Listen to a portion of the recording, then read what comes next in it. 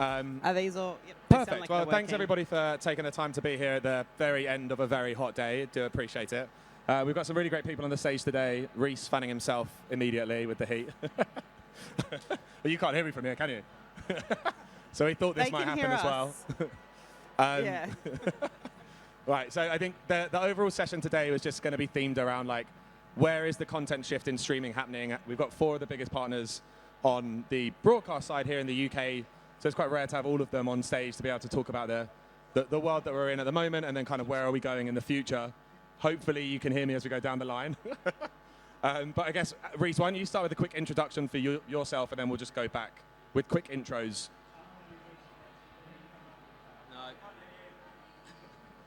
Okay. Should we just pass the mic down? I've got 8. I'm number 1. Can they hear me on number 1? No, number 1 works. Does number 8 work? Can you How hear long have we me? got? Yeah. So we've done 10 minutes. Yeah, we're actually halfway through the panel now. Can you hear me? Well, yeah, Reese, why don't you start with a quick intro to yourself? And then All right, Reese Very quick. from ITV. I run advanced advertising at ITV. Hello, I'm Matt from Sky. I run propositions for Sky Media. I'm Alex Wright from Channel 4. I run programmatic and data. And I'm the other Alex Hodge at Warner Brothers Discovery. I run our digital innovation and strategy. Perfect. So I think we'll just dive in very quickly with maybe a big overarching question, as we are short on time anyway. So I think the first one, looking at what is it about CTV that is so attractive to brands? Is it attractive to brands? Why don't we start with you here, Alex? Is it attractive? You can disagree with me if you well, want. I doubt it, but... In danger of going down, what is CTV? So TV, yes, is attractive to brands, and why wouldn't it be? It always has been. The difference of if you put the C on it and we go down that, let's call it CTV just for the sake of this, the ability to be connected on broadcast, connected into TV and have TV content over the internet opens up huge possibilities. So absolutely it's exciting for brands, and it should be. For you three as well, as like maybe traditional broadcasters, are you finding a difference between, like, so Alex's point there, the C before the TV? Like, do you have additional data points that you now see? I know there's a lot of regulation around what you can and can't pass through to advertisers, but is there anything that you might add to the C before the TV? Yeah, okay, great. On the Channel 4 side, yes. On the C side, we have 30 million registered users, and we have all of their registration data, plus all of their viewing history and behaviors on our platform. So we can use our own first-party data to target. We can use data clean rooms to match with partners. So what we can do on the C side is a lot, more advanced than what we could do before the C was there. Is that the same for you guys? You've obviously got a Planet V set up within the closed market system. Is that different? But before we talk about the ads, I mean, the thing is the CTV, it unlocks, a whole raft of connectivity that we don't get in the linear space, and that's really valuable to us. And Alex has touched on just how we're able to access that and apply it to build better ad products. The other thing that we're really mindful of is the democratization of access to those environments as well. So as a broadcaster and as an app owner in that environment, we need to work so much harder to secure viewing. That there are such a multitude of apps and viewing opportunities available to viewers in that CTV ecosystem. What is it that we're doing at ITV to make ourselves stand up, to make ourselves a compelling viewing proposition versus that really extended, diversified list of opportunities for viewers? I suppose with that in mind, actually, from like the content, like how do you make it appealing for viewers? Do you see that as like a challenge within the industry at the moment in terms of the way that people consume, like maybe their mobile instead of TV, or are they watching 2 things at the same time? Maybe I'll start with you, Matt. I don't think it's a challenge. I think there's an opportunity there. So, I mean, at Sky, we've obviously driven changes in consumer behaviour around viewing through Sky Plus. You've all heard our timeline 1,000 times, so I won't rattle through the whole thing. I think it's interesting when you touch on sort of the democratization of content. We've got lots of different ways that people can view our content. The interesting space that we've gone into, if you think about sports in particular, is the big decision to start distributing Premier League clips to start with on YouTube, and what that's actually done to the overall reach of that Premier League product on Sky Sports. And that is probably just the start of it. So it's forced some thinking around distribution, I think, which I know all of us are tinkering with in some way. I suppose you actually touched on an interesting point there as well with like the live event, live sport, live content moments. I suppose I would say we've seen a pretty big shift in the like consumer habits of watching content, whether it's live or not. Is like live event, live content itself like that last bastion of like the moment around the TV that we used to have as we were growing up, perhaps? Alex, why don't we start with you? 100%, right? And going back to your first question of like, is it exciting for brands? Sport for us has been a huge learning curve and been so exciting to watch, right? If we just take the Roland Garros that we recently played on Discovery Plus, we had 900 matches aired on the service over a period of time. Cool, you can tell it's late in the day. Over the course of the event. So 900 matches. You can't do that on linear, right? So then that opens up so much opportunity for brands then align, right? Then you go, hold on a minute, if I'm doing all these matches, then the ad break doesn't have to be the same because I'm not looking at just linear. So suddenly the ad opportunities become different, the way brands integrate it. We had Rolex, for example, make it ad-free. So we just kept running an L banner and having uninterrupted access to Roland Garros. There's so much more you can do. And yeah, sport plays a huge role. And the way we've seen it come on to Discovery Plus has helped us drive our entertainment business as well. We've got a real solid entertainment array of brands. And seeing that sort of crossover between sort of sport and entertainment and how they play together has been quite a learning curve, and then also really interesting. Is that something that maybe you'd say the same for from a Channel 4 perspective, or is it slightly different for you with the content you have?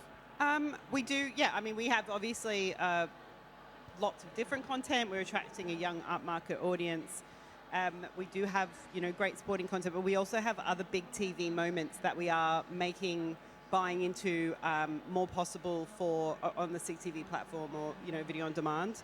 So some of those things might be creating a private marketplace just for Married at First Sight and having advertisers be able to just buy into that zeitgeist big TV moment that a lot of, viewers are watching, lots of advertisers wanted to align themselves with. Would you guys want to add anything else there as well? Oh God, I've realised I've been shouting this whole time, so sorry. No, I mean, we're doing similar things to what Alex said there. So Sky Sports Plus launched last year.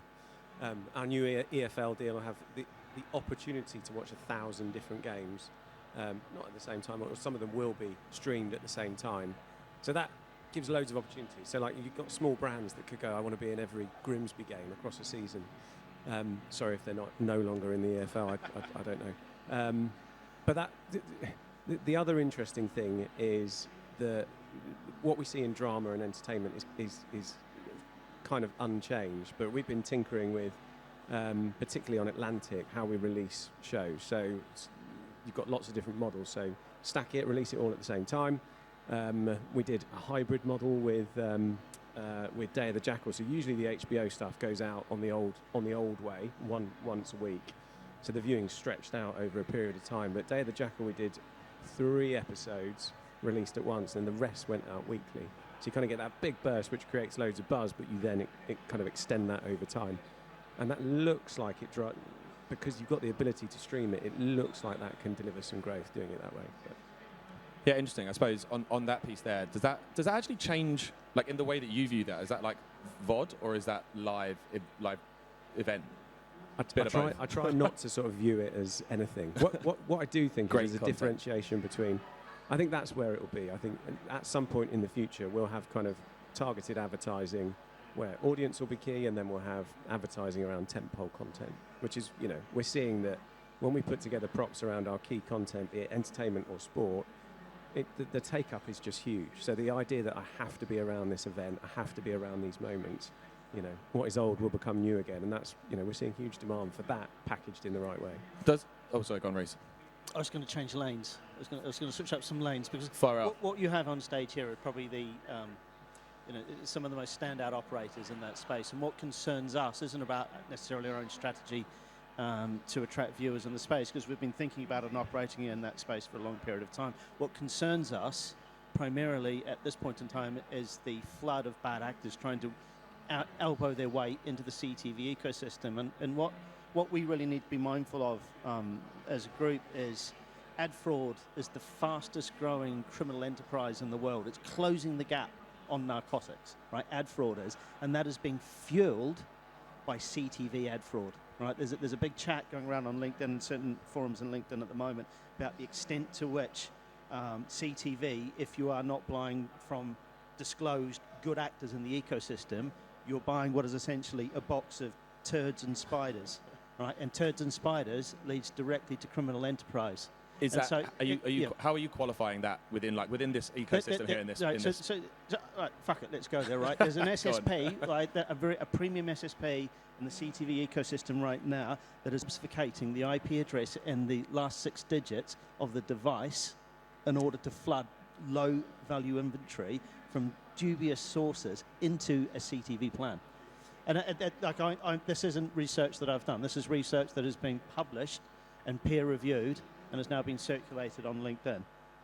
And it's something that if we want to build a sustainable, scalable CTV ecosystem that works for advertisers and that works for publishers and that works for viewers, then it's something that we really need to stand up and hold ourselves to account about how we address that. Is that then, in your mind, like the answer to that is like, how do you start to buy at a direct level, like brand and into it doesn't have to be publisher? direct. Like we have a direct policy, but the colleagues on the panel will speak to how they've. I suppose, I diversified imagine on they'd that, probably say it's still direct, just Yeah, less I mean, to direct. be honest, it's 101, hopefully 101 media buying, right? Know what you're buying and buy in the right place. And that's ultimately what kind of Reece is saying there. Programmatic is a big part of our business and always has been. But the way we work with that is on almost that one-to-one basis, right? We speak to the brands, we speak to the advertisers. And can you not hear me? There we go. Yep. You can? Oh, sorry. I don't want to go too loud because it's loud Yeah, for it's me. hard to know. So for us, it's ultimately, we've got quality content, we want quality brands in there, and we would hope that you would want to be aligned to the right content in the right environment. By doing that, it's having a conversation with us. And Reece is exactly right. There is a real flood to drive an ecosystem because people see dollars, right? They see dollars, you create a business or you create something out there and you run as fast as you can, and then don't really care where you're going. And from a buying perspective, I imagine that's super overwhelming. And you kind of go, look, do you know what? I don't know what I'm buying. There's too much out there. Okay, I'll buy as much as I can on Reach across all these partners, and you'll get a report at the end of the month, and you go, great, what are all these apps? Ultimately, it should come back to know your media owner and know your brand. Yeah, I think, well, obviously from my side, I can only talk from the DSP perspective here. I think from my end, we obviously do a lot of work on how do we work with the exchange partners, and then what publishers do we work with. We obviously work closely with the partners that we do work with on a direct perspective in terms of as direct as it can be via a third source. But yeah, I mean, I can't disagree that there is a lot of ad fraud out in the world. That obviously is true. I don't know the specific thing that you're talking about, but it'll be interesting to read it afterwards. But if you think about it this way, we've all got differing policies, and to Alex's point, that might present some challenges around having to buy via different routes and things like that. But we're all fairly open and clear about what our policies are and who our partners are. So, and what is good content and what is not good content. Interestingly, on that point, I suppose all 4 of you actually use Clearcast. Is that the solver of that problem, or is it just another thing from a creative perspective? How do you actually solve that then? I think if you're thinking that's the big problem to solve as a broadcaster at the moment, like, is it just more content, or is it like me spoofing on a VPN to watch? I can jump in there because I think the way that we use Clearcast is probably slightly different to the rest. Yeah. We do use Clearcast. We use it for live streaming, live broadcast. Yeah. We don't require it for VOD. Mm-hmm. So while we do prefer a Clearcast created, and most of the other creators that do come through actually do have a clock number append to them, it's not necessarily a requirement in that VOD environment. We also operate on a global level. Yeah. And so Clearcast is a UK only requirement. So therefore, if we're running international deals, if I talk about Roland Garros, right, even Wimbledon now, we have the rights to Wimbledon, not in the UK. Yeah. So if you're going to run multiple markets with us, doing Clearcast for one poses challenges in your execution. So we actually have other ways that we clear creative. We have our own tools internally, and we put a lot of the requirements on the brands themselves, right? And going back to kind of Reece's point is the curation of that and knowing who's coming into that. It's a lot easier to manage if you know who the brand is. Yeah, buying. like the end brand and the end platform. Interesting. Anything else to add? I mean, on the Clearcast piece, I agree with you. It can be challenging. I think it's a fantastic thing for us. It keeps us at the highest level of premium, safe, brand safe environment. But as we're moving more into the CTV space, we're talking to brands that are new to TV. They've come from a digital world. They've come from the international side. they've never heard of Clearcast. They have no idea what we're talking about. Maybe some people in this room don't know what we're talking about. It's, creative clearance that is required for any advertiser to be on a broadcast of VOD in the UK. It's just an extra step, but I do think that it does add a layer of protection and it elevates us as well. Amazing. Yeah, I guess finally then, I think we're probably about to wrap up in a moment. We've actually got a bit of time, more than I thought. It says 30 minutes. 30 more minutes, amazing. Yeah, no, I think what I wanted to just go into, I guess maybe Reece, we've touched on it there with what's coming down the line. My big one was going to be big concerns for you guys as an industry. Is it big tech platforms? Is it the way that you guys syndicate content out the world? Is it the way that you take content? Is it production? Like, what is it? I guess, Reece, I don't know if you want to add another one. But I can add another one. In one that we have been looking to collectively address, at least three colleagues on this platform and with Warner Brothers very much welcome, is the way in which the big platforms have weaponized outcomes or weaponized performance and use that to drive a set of behaviors at a CMO level and at a marketing level that have been very much in terms of favouring the house at the expense of other participants in the ecosystem. Obviously, we're responding with Project Lantern and working with Channel 4 and Sky on developing a really robust outcomes proposition that will enable brands to understand the full value of TV and how we drive sales for all manner of categories across all manner of outlets. But it is something that we lost the narrative on some time ago, and a more full loss. Look, and I'm what definitely keeps me awake at night is the fact that at this point in the CTV ecosystem maturity, there's a business called Amazon who right now are just fucking around, right? They're just there for shits and giggles right now. And when Amazon get going, I think that's something that should worry us. So I think that's the most beautifully, most powerfully, most elegantly verticalized business that will eat everything. it's a pretty all-encompassing problem there. No, I don't know if you want to follow that. I don't have solutions. I don't think there is one. I'm not sure there's loads I can add to that. I think we've got to be careful that when we think about measurement, that we don't get into measuring the wrong things or playing the attribution game. I've been in that game and seen that game, what happened in display, what happened in video, and it's just nonsense, and it will just be a race to the bottom if we're not careful. So being committed to just not getting into that. Is this still going on what we're concerned about for the future? Yeah. Concerned on the future. I don't know if there's anything left. I feel like the whole world is covered in concern there. But I think it's the viewing behaviours of the younger audience are something to watch. I don't, what app do most 10-year-olds go to first when they're on a CTV, and what should we do about that? That's something that I know that we've got a social policy. I know that other players here do as well. Not fighting against this, but actually going into partnership with some of the big tech platforms, with YouTube in particular, because it's just something that's a fact. But we want to make our content available no matter where those young consumers are going. I'll try and go positive, shall I? It could be seen as concern, but I would definitely see it as a positive, right? Is the quality of content available out there is second to none, right? We have amazing studios. We've got Leapston in the UK here, where a lot of the Hollywood movies are made from. Which, when you think about that, you think about the sports, you think about the legacy broadcast way with the qualities around standards, etc., and that being brought into the CTV space. I think it's a really exciting place to be. I think the danger we have as an industry is sitting on our laurels and thinking the way we've done it is the right way.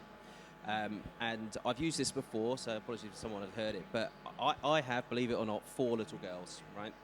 If I look at the way they consume content, they will watch the TV, and then they will go pick up their tablet, and they will pause where they finish, so they will pick up their tablet and they'll walk off. Tell me that is not as quality as the big screen. It's as good as the other piece, right? It's down to the content and the way they perceive it. And I think the danger we have, or the concern that we have, is thinking that it's just big screen, whereas we should be thinking content first, consumer first, and then how do we enable advertisers into those spaces? yeah, perfect. I mean, I know for one, I definitely watch a lot more West Ham on my phone than I will on a TV. That's more because of how bad we are at football. But I think we're getting finished up there. But thanks so much, everyone, for listening, and thanks everybody for joining. You. Thanks, Thank you.